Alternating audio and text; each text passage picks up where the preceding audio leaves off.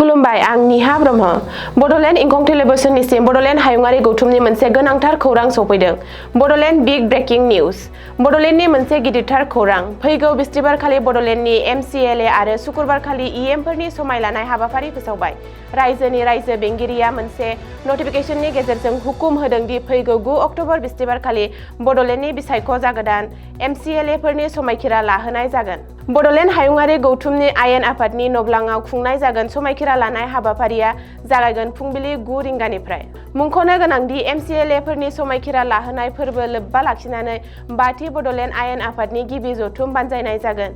फोथायथाव सुलुङाव मिथिनाय बादियै हरिसिङा बियाबनिफ्राय देरहासार जाबोनाय मुस्रि त्रिदिप दैमारिया बड'लेण्ड आयेन आफाद जिरायजेन जथुमनि प्रटेम स्पिकार हिसाबै गिबि जथुमखौ सामलायगोन। बुंथिनो गोनांदि मुस्रि त्रिदिप दैमारिया हाग्रामा महिलारि दैदेननाय 3थि बड'लेण्ड सोरखारनि समाव बड'लेण्ड आयेन आफादनि स्पिकार एबा बुंथिगिरिमोन। सुलुङाव बुंनाय जादों दि बड'लेण्ड हायुङारि गौथुमनि एम.स एल.ए.मोननि समाय लानाय हाबाफारिनि अखानायैनो थामहिनबा सुकुरबारखालि बड'लेण्ड सोरखारनि इ.एम. एबा मावफुं सोद्रोमाफोरनि समायखिरा लानाय हाबाफारि बानजायनाय जागोन।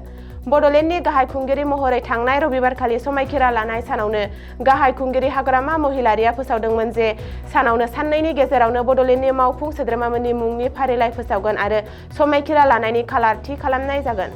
बबेखानि दासिमबो फोसावनाय जाथ'वाखै मावफुं सोद्रोमा बिबान रुजुन मोनगोनमोननि मुं फारिलाइ। नायबाय था बड'लेण्ड इंखं टेलिभिजन, लानानै फैगोन गोदान रादाब आरो सुलुं।